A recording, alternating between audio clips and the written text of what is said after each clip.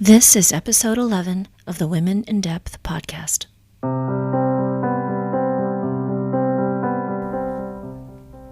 Hi, everyone, and welcome back to the podcast. Today, my guest is Dr. Jonice Webb.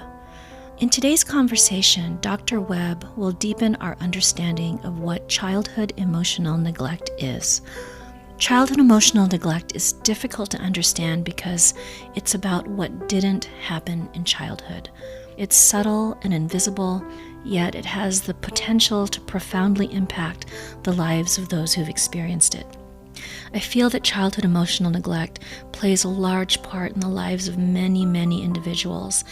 And even in my own practice, I would say that the majority of the clients I work with have experienced childhood emotional neglect to some degree. So in this conversation with Dr. Webb, she's going to help us understand exactly what childhood emotional neglect is, how it can show up in a person's life, and how to begin healing from this experience. So let's go ahead and get started with the interview. Hi, and welcome back to the podcast. Today, our guest is Dr. Jonice Webb. Dr. Webb has a PhD in clinical psychology and is the author of the self-help book, Running on Empty: Overcome Your Childhood Emotional Neglect. She has been interviewed about this topic on NPR and over 30 radio shows across the United States and Canada. She has been the mental health editor for BellaOnline.com, the second largest women's website in the world.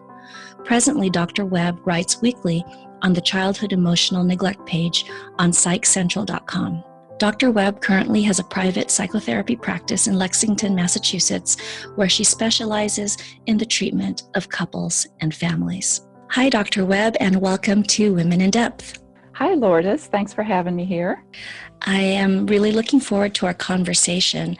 I stumbled across your research and your book after hearing you speak with Laura Reagan on Therapy Chat, and it just really clicked for me that, wow, this is what so many of my clients are struggling with, and there's a way to understand it and to make sense of it and to identify it. And so that has really been impactful for me in my practice. And I just wanted to thank you for all the work you've done in this area and all the support that you are providing to therapists and clients. Well, thank you for saying that. I really appreciate it. It's been a very, very rewarding path for me.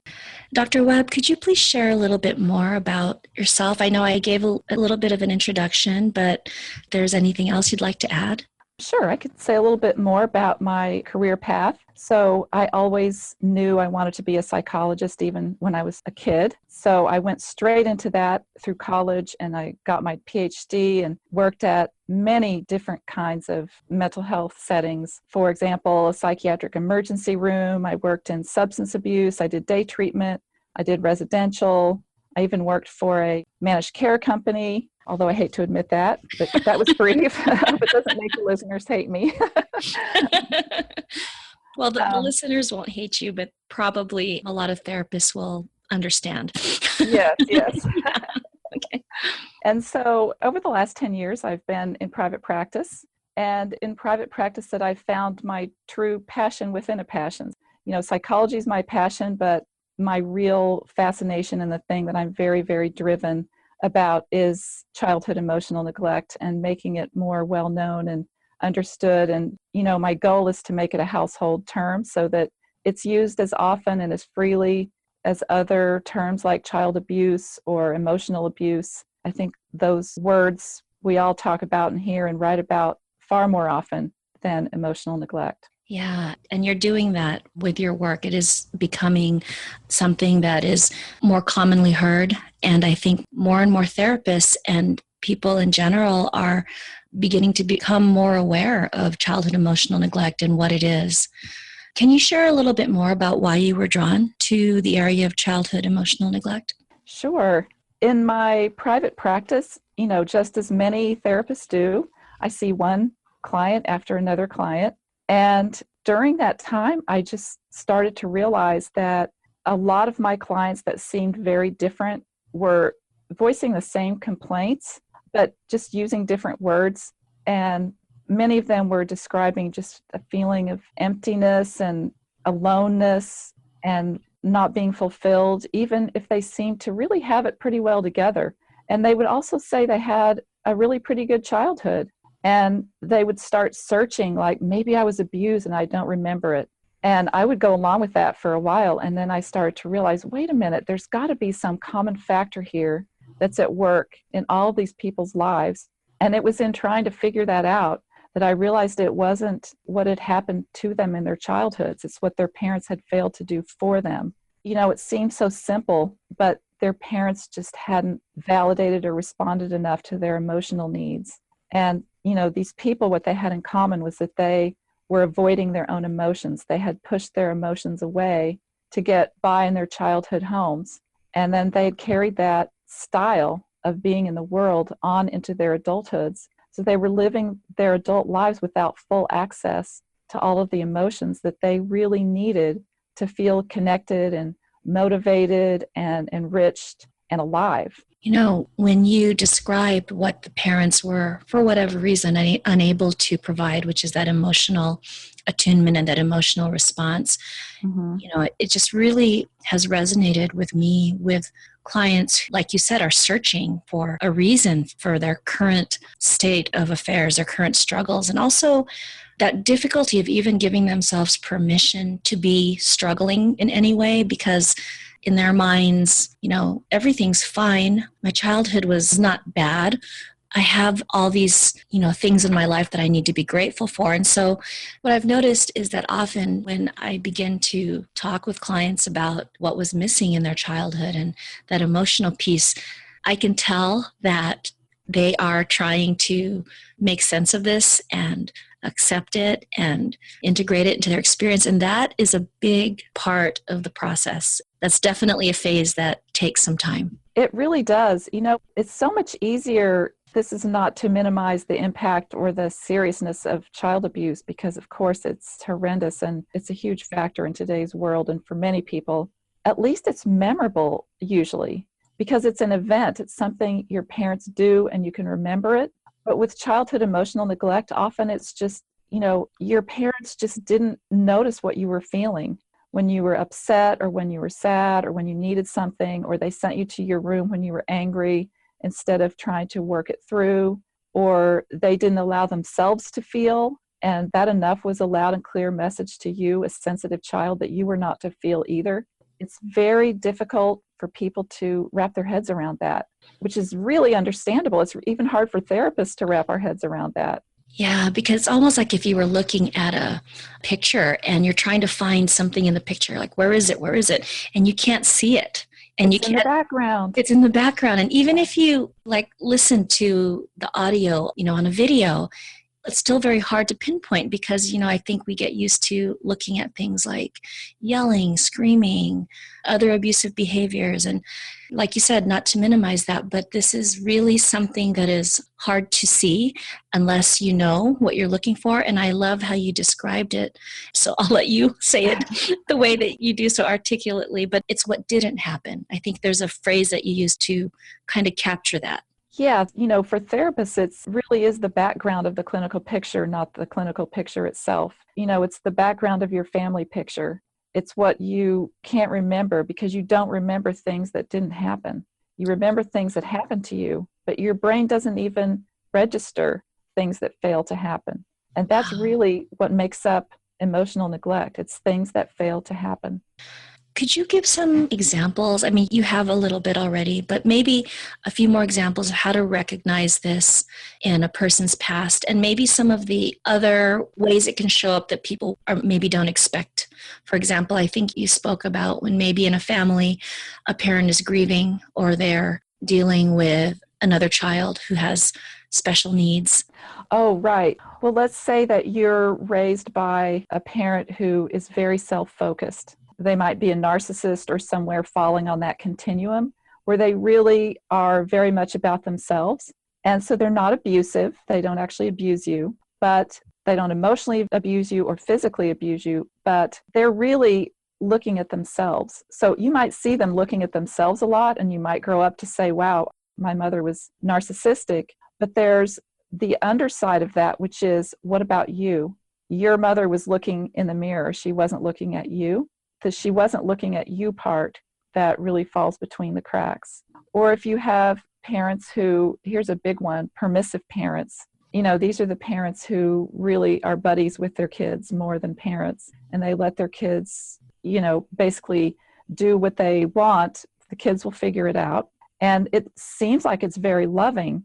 The parents are nice, they're fun, maybe. There aren't many fights because not many limits are set. And so it's very easy to grow up out of that family and look back and say, man, I had the coolest parents. Everybody on the block wanted my parents and was jealous of me. And I had such a great childhood, so I don't understand what's wrong with me now and why I feel so alone in the world, and why I struggle with self-discipline so much, and why I feel so empty. It just doesn't make sense. It's got to be my own fault. It's some flaw in me. So, it's very easy to blame it on yourself as opposed to look back and see that your well-meaning parents just really failed you. Yeah, that's something that I see in my work also, just a real struggle with acknowledging that there were aspects of their childhood where their parents failed them. That's very difficult.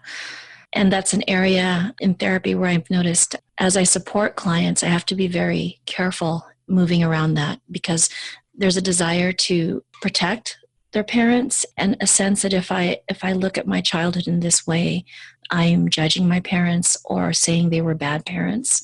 Yeah, that's one of the biggest problems that I run into with people who, I can see they were emotionally neglected usually before they can, although the tables have turned on that, which I can explain in a minute. But, I'll tell people, here's how you grew up and here's the problem, and their immediate automatic reaction is to jump to defending their parents. And this is true more for emotionally neglected people than any other group of people I've ever worked with, that they immediately feel they have to defend their parents. And, I try to explain it's not a matter of blame. There are no perfect parents, and we're not expecting that your parents were perfect. But that doesn't mitigate the fact that what they didn't give you is really playing out in a big way in your life. It's not their fault. Usually, with some parents, I think it is their fault. Usually, it's not anyone's fault. It's just an invisible thing, that got passed down from one generation to another. And how are some of the ways that childhood emotional neglect shows up in a person's life as an adult? Well, it leaves people really struggling to feel grounded, sort of, to feel like they know themselves. Emotionally neglected people often don't feel like they have the right to put themselves first because everyone else's needs are more important than theirs. So they can be excessive caretakers. They tend to feel sort of a lot of guilt and shame. And that's because of what I was just mentioning a minute ago, that since they have no explanation from their childhood of what's wrong with them, they blame it all on themselves and they feel ashamed. And here's a big one. Many people end up feeling ashamed for having feelings. So they'll try not to have feelings, number one, which is impossible, usually, unless you have them really walled off solidly. And then when some feelings do, leak through that wall, they feel really like it makes them weak, and they feel ashamed, and they try to hide them. And it just leaves them, if you don't have your emotions, you can't really connect with people properly. Then you just feel adrift and alone, and you see other people connecting in a way that you feel you just know deep down that you can't do. And that makes you also feel really lousy about yourself. So really repeating the same dynamic from their childhood where their feelings aren't acknowledged and there's not a space for them, and there's not an opportunity to really allow those feelings a space in the room where they can be acknowledged and validated and responded to. Right, right. If you grow up in a household where your emotions are ignored, that's the best case scenario. If your feelings are actively invalidated, that causes all sorts of other, that's bordering more on abuse. But if your feelings are just ignored and you wall them off, then you really don't have an opportunity to learn much about how emotion works, or, any much self-awareness, if you're not asked, what do you like, what do you want enough, then you don't grow up knowing what you like and what you want. And even if you do know, you don't feel like it's okay to say. Wow. So you keep it to yourself. It just also reminded me of sometimes what I see with clients is there'll be an event in their childhood. Maybe it was an accident, a loss, but something that was pretty significant, and it's never talked about. And the parent or parents don't ever acknowledge their own feelings about it. And moving forward, they look back on that and, it happened, but life just kind of went on and it was never discussed. And I think that that's also something that I see with clients who've experienced childhood emotional neglect. Absolutely. In Running on Empty, I gave an example of one of my clients. I think her name was Sally in the book, and she had a parent die, and no one talked about it, and they all just, soldiered on. And the thing is, if a client has a memory like that, if their family didn't talk about the death of one of the parents, what else did they not talk about? Right? Yeah. It was sort of everything that was involved any kind of emotion or hurt or pain. And in some families, it's positive emotion too is not allowed. Like, oh, don't go over the top. Oh, don't make everyone uncomfortable by being too happy or too ebullient or too excited. Don't get excited. Yeah. Or even not celebrating achievements. I have clients who, they did really well with something at school, whether it was academics or sports, or even later in adulthood, things that they did, in college or in their careers. And it was almost the same as, what you were describing with your client, Sally, that even these positive experiences, there was not even a acknowledgement or much less any celebration of them. Yeah, so then you grow up feeling like whatever you accomplish, it doesn't really matter. And that takes your motivation away. But since you don't understand why you have so little motivation, who are you going to blame? Not your parents. You're going to blame yourself. So, Yeah. yes, definitely. And the other two things, just going back on what you were saying when you were describing how this shows up, one of the things that I've noticed too is if there was a parent in some way was absent or was not present for the child in a meaningful way. And sometimes this could be because that parent was literally absent. They were gone for several years and then came back into the child's life, or they were preoccupied with work or with themselves. Mm-hmm. And then at a later time, they became more involved with that child and were there maybe for their teen years, for 14 to 18 or so.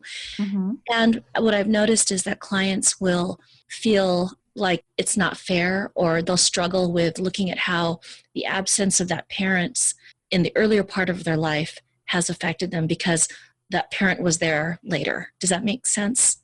Yeah, like they don't recognize how it affected them that parent was missing in the beginning, in the formative, Yes. really formative years. Or even if that was switched around, because they look at it as, well, they were here then at this time and they did the best they could. And so they don't want to look at those other years as really having a meaningful impact on them. Yeah.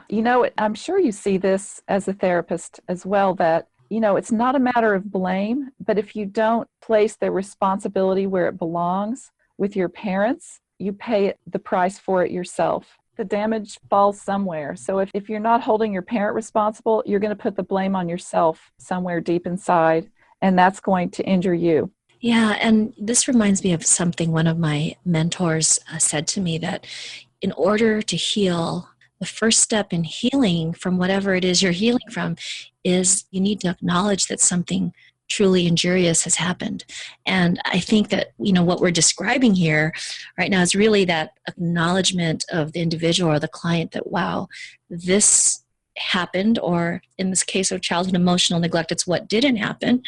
And this is how it's affecting me. Yes, that's actually the first thing that I do with people who as soon as I see that they've grown up with emotional neglect, and I'm sure you've had this experience in your practice because you're listed as a CEN provider on my website. And so I know you do this work too, that the first most powerful piece of recovery is recognizing it and owning it and just being able to see the power of its effects.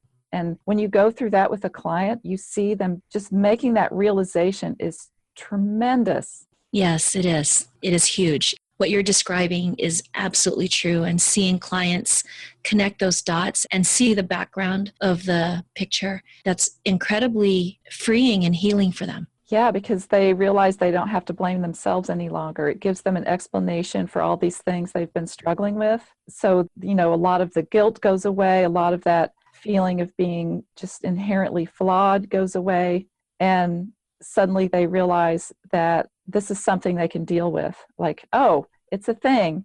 Now we can work on it. Right. And you said something, and I think, that's really a good way to describe it. It's not the blame that we're trying to do. It's not condemnation of parenting. It's an explanation. Yes, exactly. Exactly. It's a way to understand things, and that's tremendously helpful. Yeah. What would you say are some of the myths or misperceptions that maybe clients or people in general might have about childhood emotional neglect? Well, one of the biggest ones is that it's the same thing as a form of abuse. And I've noticed even therapists do this a lot, where it's pooled in with, child abuse and neglect. And, in truth, you certainly can't abuse a child without emotionally neglecting them, right? When you think about it. Right. That's going to happen, yeah. But I think there are huge portions of people, huge numbers, who have grown up with no abuse, but just sort of like under a wet blanket. And those are the emotionally neglected people. And when you lump it all together, you don't reach all of these wet blanket people. And those are the ones that I feel like really deserve the attention and care that they haven't been getting. Another myth is that it's bad parents who emotionally neglect their children. And I feel like it's quite the opposite. I mean, certainly bad parents do emotionally neglect their children for sure. A lot of emotionally neglectful parents are actually really loving, and they really care about their children, and they're trying their very best to raise their children well. And, maybe they even give them everything materially that they need.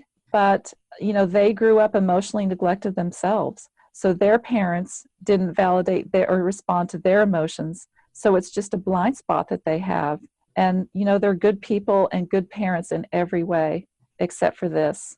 Jonice, would you say are some of the first steps that are involved when a person begins to heal from childhood emotional neglect? And I know we talked about that acknowledgement of what has happened and recognizing that there's an explanation. Mm-hmm. Yeah, so once that happens, the next step is to move forward into trying to reclaim your emotions that have been, they're all there, all of your emotions from when you were a child, but you've walled them off. So you've separated them from you. So it's like they're on the other side of a wall. And you can start the process of trying to take that wall down, because you don't need it anymore. It's in your way, and start to feel more. And what I've found is that it's amazingly effective. It sounds so simple, but it's amazingly effective once you make a point to start feeling your feelings. Most people can do that.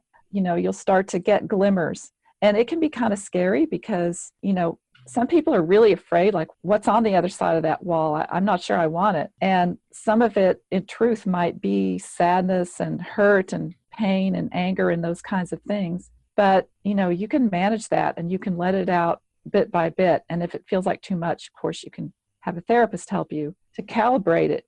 But once you start trying to get in touch with your emotions, it just changes very slowly and very gradually. You can do it at a pace that you're comfortable, and it starts to change your way of being in the world. And once you start having access to your emotions, you can start using them and listening, because emotions are just so, they're vital. They're so helpful. They tell us how to live our lives and what to do and what we want and what we need. So when you're getting your emotions, you start getting all these messages about all of those things. And if you trust your emotions and process them and work with them, it really does just change the course of your life. It's amazing. It is. I love what you said about emotions being messengers, because when working with clients and they begin to notice their feelings and, just guiding through them through that process of listening for what that emotion is there to tell them, and that realization that you don't choose your emotions or your feelings, they choose you. Like I tell clients, if I tell you right now to be joyful, you can't flick a switch and be joyful. If I tell you Very right this true, moment very true. to be angry, you can't do it. It's because these are organic messengers coming through you, and they're here to tell you something. And what is that emotion telling you? And it's so powerful, I think, when clients are able to start to integrate this into their lives, because for so long they haven't had the wisdom or information that their emotions and feelings are there to tell them. And so, their life choices are not actually, oftentimes a reflection of what their feelings are telling them.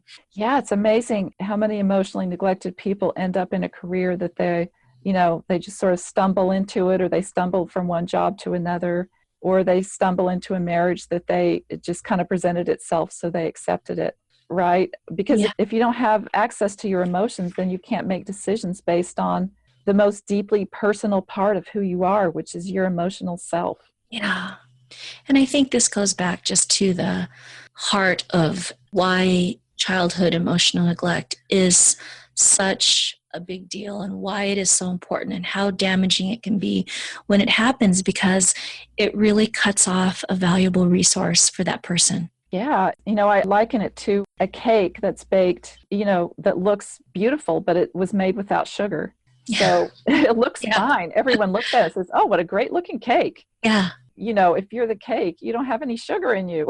You're right. So it's like that. living without a primary ingredient of life, or without enough of it.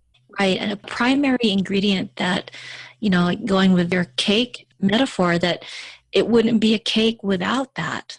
So to be living your life without that connection to your emotions is living without being connected to your authenticity, to your identity.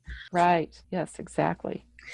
Jonice, if there is someone listening who is maybe hearing about childhood emotional neglect for the first time, and is considering that maybe this is something to explore further, but is struggling with this, what would be your words of wisdom for that person? I would say go to my website, which is emotionalneglect.com, and sign up for the newsletter, which you'll immediately get emailed a copy of the emotional neglect questionnaire, which is 20 some questions that are about your life now. Depending on how you answer them, it's just yes, no. It will give you an idea of whether emotional neglect is a real thing for you. That's the place to start. And then if, based on taking the questionnaire, if you want to pursue it, then just read everything on my website. And also my blog, which is on Psych Central, has many, many articles about emotional neglect coming at it from every angle, and all the different ways it can affect your life. And just look for ways that it's affected you, and definitely look for a therapist if you feel like you need help with the recovery part. And I just want to add that, the questionnaire that you've created, that has actually been, for me, a really useful tool in working with clients who maybe are not quite ready to see that this is what they experience, but when they see their answers to that questionnaire, they're just blown away. Yeah, I think there are people who take that questionnaire and say, I get emails all the time from people who say, you have to know me in order to have created this questionnaire. And then there are other people who say, I don't get this, it just doesn't connect with them.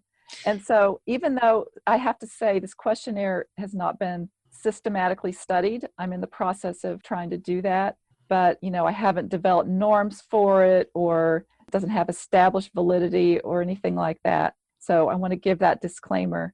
But having said that, I do feel like it's very useful for helping people realize whether this subject applies to them. For me, it's actually, sometimes that's just my way in. Yeah, it is. It's a great way in. Exactly. Yeah, it's a way in. I just say, hey, take this, fill this out, and, when you come back, let's talk about it. And that seems to be, I guess, a gentler way to bring this up with a client and to introduce it to them. Yeah, great. Jonice, could you please share the best way for listeners to get in touch with you? And also, if you have any upcoming events or resources or opportunities that people might be interested in signing up for? Sure. The best way to keep on top of everything that's happening is to join my newsletter. through my website, which is emotionalneglect.com. And on the very front homepage, you can sign up for the newsletter and you'll immediately get the questionnaire sent. And I send out a weekly newsletter that keeps everyone informed of what's happening and lets you know of the newest articles for the week. And also, I have an online CEN recovery program that I've been running for the past year, and it's going really, really well. And I'm in the process of expanding it, and it's going to start back up in October. And it's a 5-week but ongoing program that targets childhood emotional neglect specifically. And if you're on my newsletter, I'll let you know when that's starting back up too. And for anyone who wants to follow up on any of the information that Jonice shared, I will have links to that in the show notes, and also for her CEN recovery program when the information becomes available. I will also post that on the Women in Depth Facebook page and also on my website. Jonice, thank you so much for coming onto the Women in Depth podcast today. I am really excited about everything we've talked about. I know it's going to resonate with so many people, and I love that you are bringing all of this into the world to support even more people and to help many who are just not really sure what's going on with them, but they know something is and haven't been able to really figure out what that is. I think that this is such a meaningful resource for therapists and for non-therapists alike. Thank you so much, Lourdes, and thanks for helping to shine light on all of this.